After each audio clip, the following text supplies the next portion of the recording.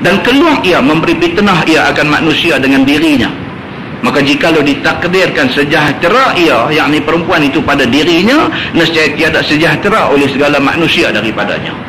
Jenis duk keluar ni, duk pakai ni sampai bukan-bukan kain baju, color baju pun tarik bagi orang suruh tengok kat dia, perhiasan meh, barang kemeh pakai pun berlebih-lebih, dengan make up muka pun sampai berlebih-lebih, sampai jenis semua nak buat berlebih-lebih.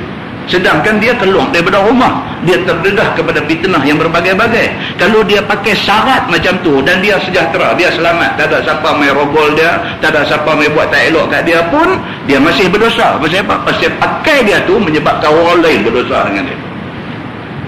Walaupun dia tak kena apa, tapi orang lain ada bawa kereta bini duk ada sebelah pun duk tengok dia, macam dia duk balik. Kawan sebelah pula sudah singgung, abang tengok siapa abang, dah tu tengok daripada jual memang pelang. Fitnah dekat orang lain. Dia tak boleh kata tak siapa suruh mereka tengok saya bukan suruh mereka tengok saya. Oh, tak boleh kata lagu tu. Yang habis pakai lagu tu buat apa? Kawan ni bukanlah nak tengok sangat, tertengok. Dah tengok pula dia teringat pula, dia kata tengok kali pertama tu hak dia, tengok kali kedua tu hak syaitan. Jadi dia tengok kali pertama bagi lama sikit. Dia ada juga kawan nakal mengaji tak habis, ada juga buat kerja dulu tu. Jadi kok mana cerita pun dia punya pasal ada orang yang terfitnah. Dia punya pasal ada orang yang terfitnah. Dan kerana inilah bersabda Nabi SAW, bermula perempuan semuanya aurat. Nabi kata orang perempuan ni, dia ni aurat. Memang Tuhan bagi jadi orang perempuan ni lebu tu. Bukan kata rambut dia aurat, bukan tu saja. Orang perempuan tu sendiri aurat. Walaupun sepakat jumhur ulama mengatakan aurat orang perempuan ni seluruh tubuh badan kecuali muka dengan tapak tangan. Tapi muka pun sebenarnya bahaya. Muka pun dia pakai tudung tutup elok dengan jubah kain lega apa semua elok pun, tapi muka dia tu pun ada kawan tengok dia jadi tak ketahuan tu ada. Maknanya orang perempuan ni aurat. Badan dia saja pun boleh jadi aurat. Jadi Nabi SAW kata bermula perempuan itu semuanya aurat. Maka tahankan olehmu akan mereka itu di dalam rumah. Nabi kata kalau boleh orang perempuan ni jangan bagi bebas sangat keluar rumah. Bukan kata tak boleh keluar rumah, tapi jangan bebas sangat keluar rumah. Kontrol sikit. Ada hal nak keluar tak apa. Dan kalau boleh nak keluar, jom keluar dengan lelaki. Kontrol sikit benda ni. Maka bahawa sesungguhnya perempuan itu apabila keluar dia kepada berjalan, maka bertanya baginya oleh ahlinya, ke mana engkau hendak pergi? Maka jawab dia, aku hendak pergi lihat akan orang sakit, ataupun aku hendak mengikut akan jenazah. Maka sentiasalah perempuan itu menyesatkan oleh syaitan. Kalau orang perempuan ni keluar atas tujuan nak pergi tengok orang sakit sekalipun, dia keluar kerana nak pergi ziarah jenazah sekalipun, maka sentiasalah orang perempuan itu terdedah kepada unsur-unsur disesatkan oleh syaitan. Walaupun nak pergi tujuan baik, kemungkinan ada ke tengah jalan sehingga mengeluarkan dia akan tangannya duduk di rumah, nak sembahyang sunat ke nak apa, buat di rumah. Hal lain ni bagi orang lelaki buat. Maka mengikut dia akan suaminya. Kalau nak pergi ke mana-mana pun suami pergi, dia pergi sama. Yang tu cantik. Yang tu yang paling cantik. Dan adalah Nabi SAW bersabda, adakah tiada kamu malu dan tiada kamu cemburu dengan memberi akan seorang kamu akan isterinya keluar dia antara segala laki-laki? Padahal memandang ia, yakni memandang isteri kepada mereka itu dan memandang laki-laki itu kepadanya. Nabi pernah tanya sahabat. Nabi duduk dengan sahabat-sahabat ni, Nabi pernah tanya kepada sahabat-sahabat ni. Nabi kata, hampa ni laki-laki ni semua suami-suami ada ni pun nak tanya hampa. Hampa duk bagi bini hampa keluar bebas mana dia nak pergi, mana dia nak pergi, duk berjalan celah-celah orang lelaki, duk melawak dengan orang lelaki boleh tepuk belakang dia boleh melawak tumbuk dada orang lelaki lain, hampa tak rasa cemburu kan? Nabi tanya. Hampa ada bini hampa jenis lagu tu. Oh, jenis bukan riuh, jenis semeriuh. Oh, dia lebih pada riuh lagi. Bini jenis semeriuh ni. Oh, dia syok pergi duduk sembang dengan orang lelaki lain pun dia syok pergi duduk sembang. Sembang melawak dengan dia pun tumbuk perut depan pun melawak, tepuk bau dia. Nabi kata, hampa kalau dapat bini macam tu, hampa tak cemburu kah? Nabi tanya dia betul. Tak ada cemburu ke hampa dapat bini hak jenis lagu tu? Dan warid pula daripada Nabi SAW bahawa sesungguhnya bersabda ia, minta ampun bagi perempuan yang mengikut bagi suaminya itu oleh segala burung yang terbang pada Hawa, dan segala ikan yang di dalam air, dan segala malaikat pada langit, dan matahari dan bulan selama di dalam keredaan suaminya. Itu dia. Nabi kata orang perempuan ni selagi mana dia menjadi isteri yang diredai oleh suami, maka selagi itulah burung duk terbang, ikan duk dalam sungai, malaikat semua mendoakan keampunan untuk dia. Isteri ni selagi mana suami dia redha dekat dia, suami ni tak ada nak susah hati dengan bini ni, tak ada. Suami ni betul-betul berasa selamat, berasa percaya dengan bini ada rumah dia ni. Mana-mana perempuan yang suami redha dia sampai macam tu, maka selama suami redha dekat dia tu, selama tu lah semua makhluk Allah, burung hadut terbang, ikan hadut dalam sungai, malaikat hadut ada di mana-mana ni, semua makhluk ni minta dekat Tuhan supaya Allah ampunkan dosa perempuan ni kalau dia berdosa. Bagus jadi orang perempuan macam tu. Dan di mana-mana perempuan yang derhaka ia akan suaminya, maka atasnya laknat Allah dan laknat segala malaikat dan segala manusia sekaliannya. Dan di mana-mana perempuan yang masam muka pada hadapan suaminya, maka perempuan itu dalam murka Allah Ta'ala sehingga suka ia. Dan di mana-mana perempuan yang keluar ia daripada rumahnya dengan tiada izin suaminya, nescaya melaknat akan dia oleh malaikat sehingga kembali pulang ia ke rumahnya. Itu dia. Yang kata orang perempuan ni, Nabi SAW kata, kalau sekiranya orang perempuan ni satu orang perempuan yang bagus, yang baik, sentiasa diredai oleh suami dia, sentiasa suami berasa lapang dada dan tenang tenteram hati dengan dia, maka selagi itulah dia akan didoa keampunan oleh Allah. Dan mana-mana orang perempuan yang sebaliknya, suami sentiasa duk marah kat dia, dia sentiasa duk masam muka dekat suami dia, maka selama itulah dia dilaknat oleh malaikat Allah, oleh semua makhluk Allah yang ada di langit dan di bumi. Begitu. Dan telah datang daripada Nabi SAW bahawa sesungguhnya bersabda ia, 4 bagi, yakni 4 jenis daripada perempuan isi neraka. 1, perempuan yang jahat perkataan atas suaminya. Di antara perempuan yang akan menjadi isi neraka ialah, dia kata yang pertama, perempuan yang jahat perkataan atas suaminya. Mulut dia sentiasa bercakap uduh kat suami dia. Cakap uduh ni sama ada dia bercakap depan-depan kat lelaki dia. Dia cakap depan-depan, dia kata, abang, saya abang kat abang betul-betul. Abang nak pukul siapa, abang pukul lah. Dia kata, saya nak abang kat abang betul-betul. Saya 15 tahun jadi bini abang, saya langsung tak ada kebahagiaan. Itu satu, jahat cakap dia panggil. Yang kedua, dia pergi cerita ke orang. Dia pergi cerita ke orang, laki aku ni betul-betul tak guna.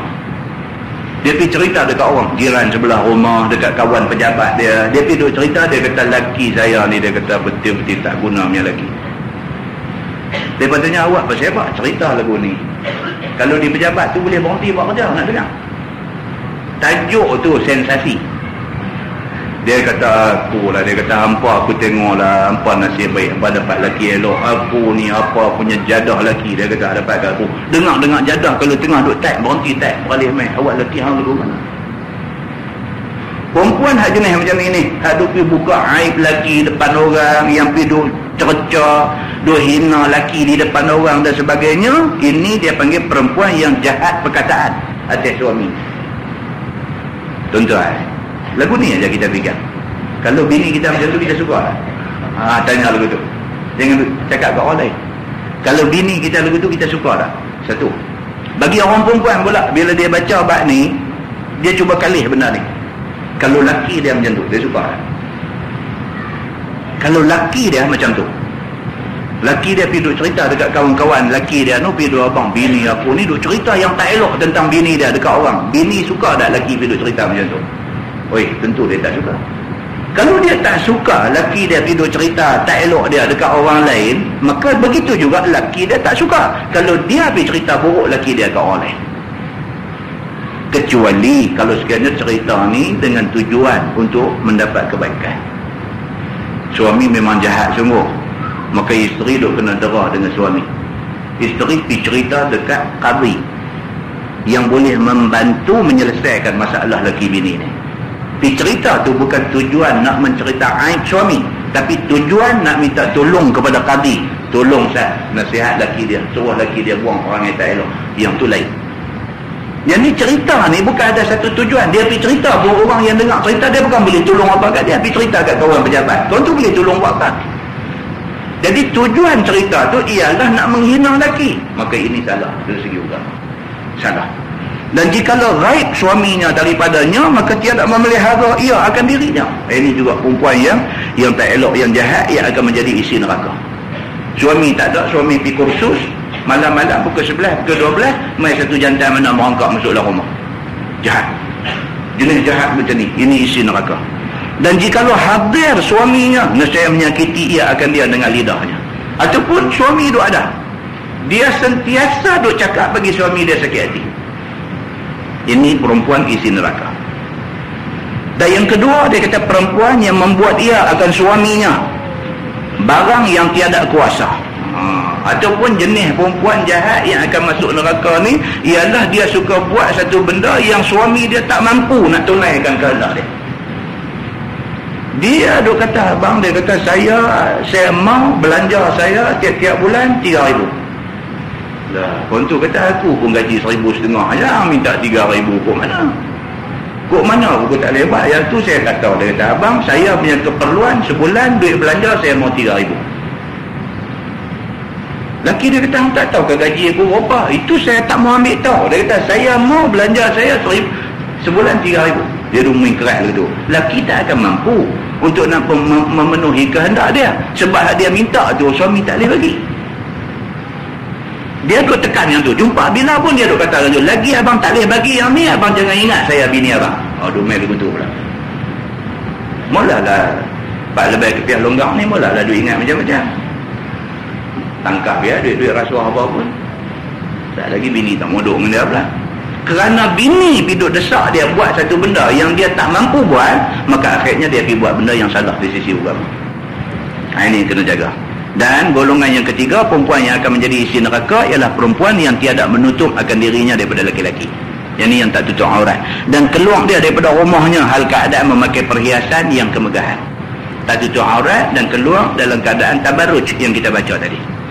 Dan yang keempatnya ialah perempuan yang tiada baginya cita-cita, melainkan hendak makan dan hendak minum dan hendak tidur. Oh, bagus punya bini. Ini perempuan yang akan menjadi isi neraka. Dia kata yang keempat ialah perempuan yang tiada baginya cita-cita, melainkan nak makan dan nak minum dan nak tidur. Dia kira nak jadi pemaisuri. Saya abang, dia kata saya sorry, kerja dapur saya tak buat. Ini tanggungjawab abang. Kena cari satu orang gaji jaga saya. Laki dia kata, hampir baca kitab mana ni? Saya tak tahu, saya dengar satu ustaz dalam radio beritahu macam tu. Dia kata, budak laki dia kata, aku duduk pergi mengaji tak jumpa yang tu pun. Hampir dengar dalam radio kata, ya tu saya tak tahu abang. Saya, dia kata, sorry, saya daripada kecil, mak saya tak pernah ajar saya masak di dapur. Saya tak mahu. Saya mau satu orang gaji, abang nak pergi ambil orang Indonesia ke, abang nak pergi ambil orang Thailand ke, abang nak pergi, itu abang punya hal. Bawa main satu orang gaji, dia yang urus makan minum kita semua. Bukan makan minum abang, makan minum saya pun dia kena urus. Saya, kira saya satu ya. Saya isteri abang, saya lain saya tak mau. Saya nak makan, saya nak minum, saya nak tidur. Oh, pening kena macam ni. Dan tiada baginya gemar pada pekerjaan semayang. Semayang pun tak mau. Bukan setakat dapur macam tak berminat nak turun pergi duduk masak apa, bukan setakat tu je dia tak berminat. Semayang pun dia tak minat. Kacau. Dan tiada gemar pula pada perbuatan taat bagi Allah dan bagi Rasulnya. Tak ada. Cerita nak taat Allah Rasul ni tak ada. Saya tak pernah teringat. Yang ni semua saya tak tahu. Dah. Dan tiada gemar pula taat bagi suaminya. Oh, kacau. Tak ada. Saya abang. Saya adalah gaya. Dia duduk main falsafah lagu tu pula. Jenis macam ni adalah yang keempat yang akan menjadi isi neraka. Wallahu a'lam. Lepas ni kita masuk, ketahui olehmu bahawa sesungguhnya hukum segala perempuan yang bantah, yakni yang tiada ikut ajaran suami dan taat suami itu setengah daripada dosa yang besar. lagi dimurkai oleh Allah Subhanahu wa taala. Lepas ni akan begitu. Lepas lagi tuan-tuan, dia akan main macam-macam lagi tajuk. Lepas muka surat yang berikutnya baru ada menyatakan kelebihan orang perempuan yang taat suami. Baru dia nak main. Orang perempuan kalau taat suami, apa faedah dia akan dapat? Apa faedah dia akan dapat? Sebenarnya tuan-tuan, benda apa pun kalau kita buat dengan sukarela, dia tak jadi tekanan. Benda apa pun kalau kita buat secara sukarela, hati kita nak buat, tak jadi masalah apa.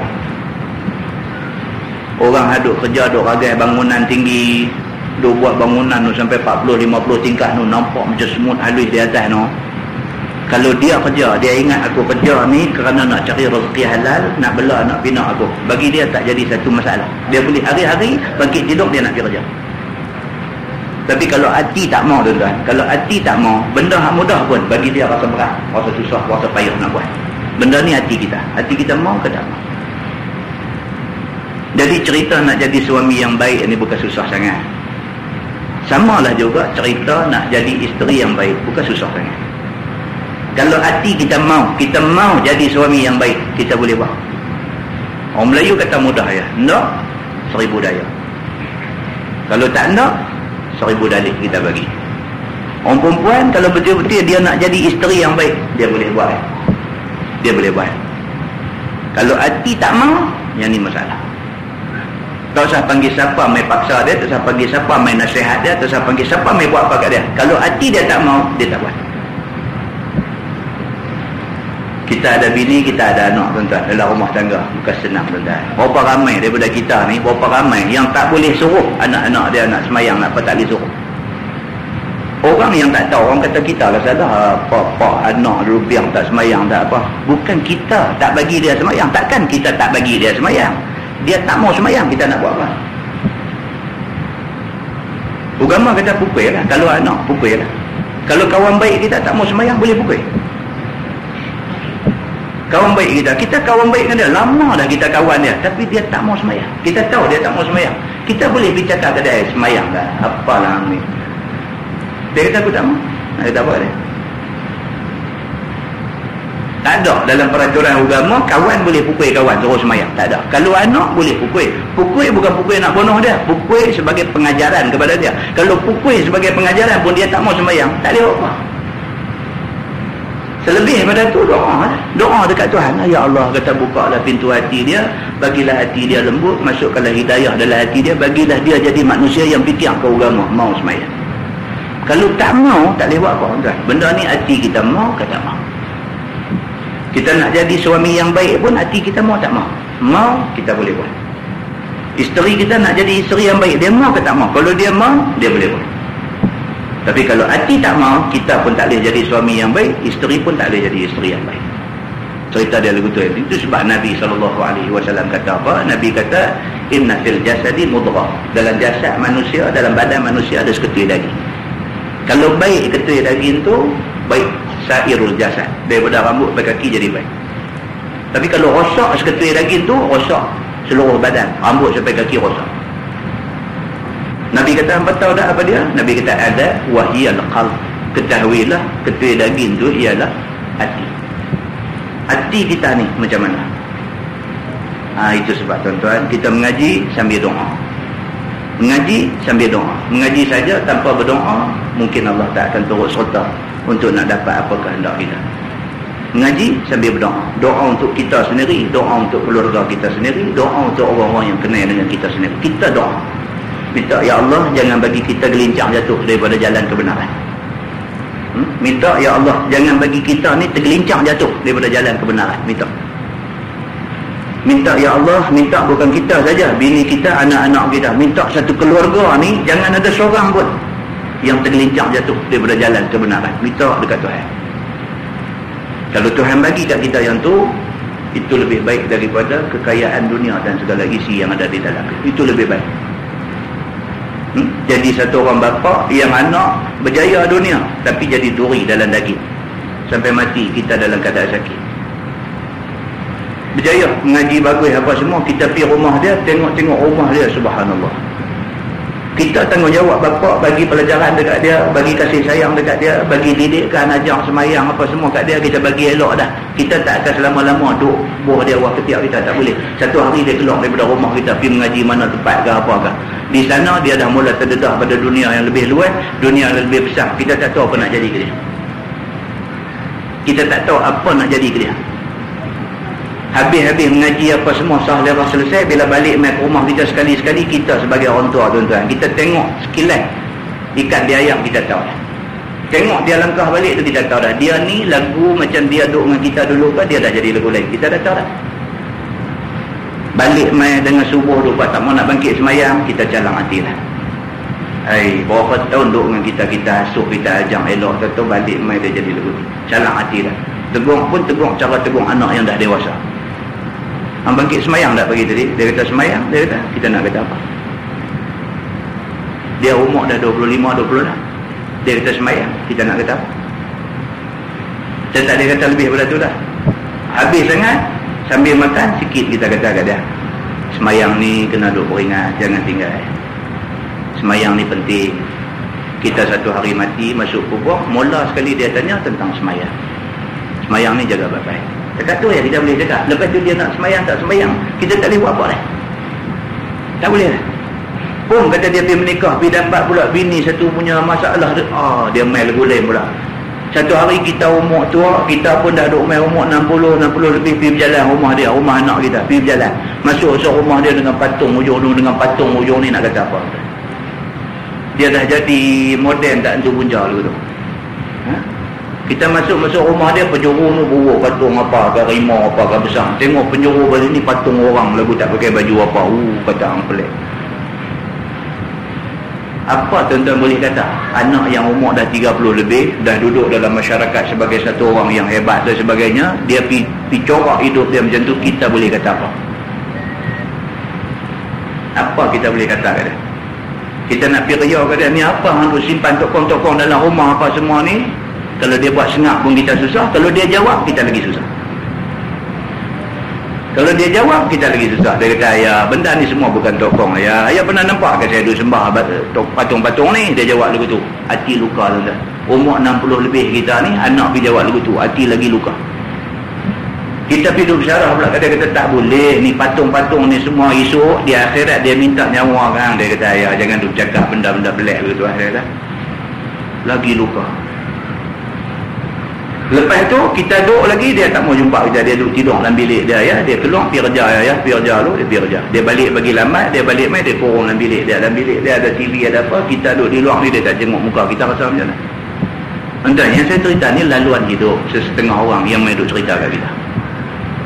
Main duduk cerita belenang ayak mata duduk teriak ni, ustaz, saya ingat lagi zaman saya duduk belah dia dulu, saya duduk bawa dia pergi mengaji di Taski dulu, taman asuhan kanak-kanak Islam, balik main rumah, saya duduk cek hafazan doa apa semua, saya duduk teringat lagi, tapi lah jadi lain dah ustaz.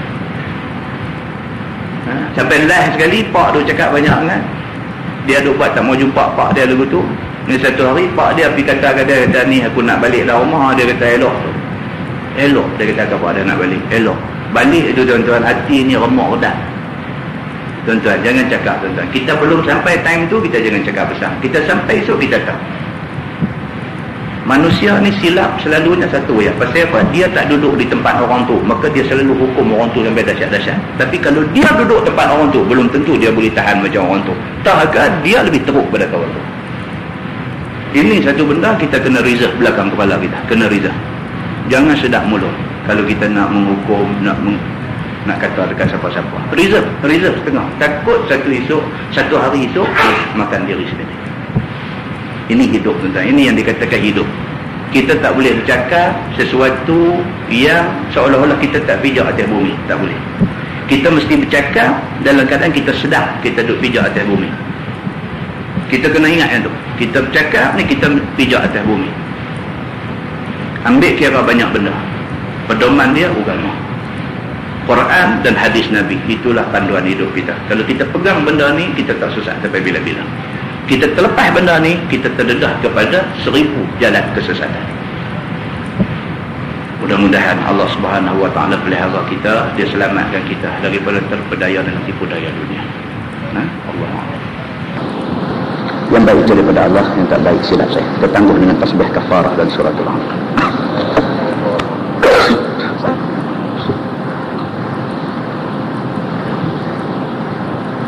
اللهم صل على محمد في الأولين والآخرين وسلم رضي الله تبارك وتعالى عن سادتنا أصحاب سيدنا رسول الله أجمعين. بسم الله الرحمن الرحيم. الحمد لله رب العالمين حمدا يوافي نعمه ويكافئ مزيدا. يا ربنا لك الحمد كما ينبغي لجلال وجهك الكريم وعظيم سلطانك. رضينا بالله ربا وبالإسلام دينا وبمحمد نبيا ورسولا. اللهم افتح علينا فتوح العارفين وارزقنا فهم النبيين بجاه خاتم المرسلين. اللهم فقهنا في الدين وعلمنا التأويل واهدنا صراطك المستقيم. اللهم أرنا الحق حقا وارزقنا اتباعه وأرنا الباطل باطلا وارزقنا اجتنابه. اللهم اجعل جمعنا جمعا مرحوما وتفرقنا من بعده تفرقا معصوما. وصلى الله على محمد وعلى آله وصحبه وسلم والحمد لله رب العالمين.